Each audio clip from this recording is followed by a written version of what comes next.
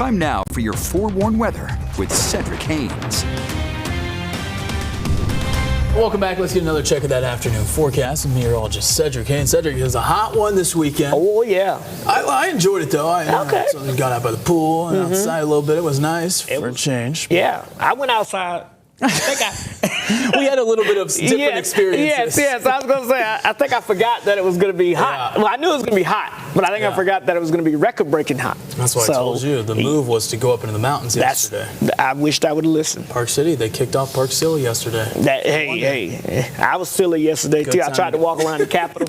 Yeah, a little bit of different. Yeah, it was a little hot. Let me show you where we were yesterday afternoon, because we were at 96 degrees. So, yeah, that was a little bit silly. I'm sure the 70s felt nice, though, Matt. I hope you enjoyed it. Yeah. So I'm happy for you that you got to enjoy those 70s. The 96 degrees, not so nice out there.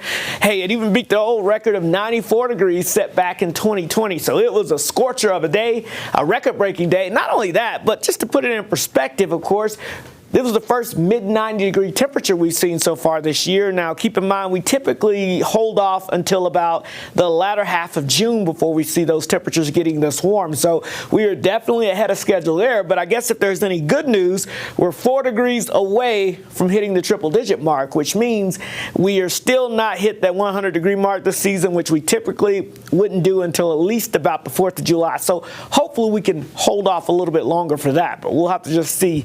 Looks like another warming trend as we head towards this upcoming weekend as well. Now, outside right now, it's not a warming trend. It is a cool down. Temperatures are several degrees cooler than yesterday all across the Beehive State, so that cool air has invaded the entire state. We're in the mid-70s here along the Wasatch Front, upper 60s in Cache Valley. We've got some 70s and 60s down towards the south. Look at that. It's 57 degrees right now in Blanding, and that's because you've been stuck underneath some of those dark clouds associated with a remnant tropical low pressure system that's down there. It is also producing a little bit of moisture in the state, so more of that will continue to rotate through, specifically for areas along and south of I-70 as we progress throughout the rest of this afternoon. The bigger story, as I mentioned, across the entire state, the cooler temperatures, that's what we're going to be noticing. Temperatures are going to be about 15 to 20 degrees cooler than where they were this weekend over the next couple of days here. So you're going to definitely notice that big cool down. And then we're going to be watching out with some of this tropical moisture. At times you can get that squeezed out heavy enough in a certain location that could lead to some isolated flash flooding. So we're going to keep an eye on that specifically for places like southern Utah. Out there on the radar right now, you can see some of those showers going on, especially across the southeastern half of the state. Remember, I said some cooler temperatures with those clouds and rain showers from Blanding to Monticello. And we've got some pretty steady, if not heavier, rainfall around the Kanab area. That's one of the areas we're going to be watching for later today. Again, as we get that remnant moisture coming in here across that area from the south, that's going to lead to that potential of some excessive rainfall. Now, not everyone in the green will see heavy rain today, but areas within this green-shaded region will have the best chance of potentially seeing some isolated flash flooding, as you can see with these heavier downpours that will continue to develop across the southern half of the state through today.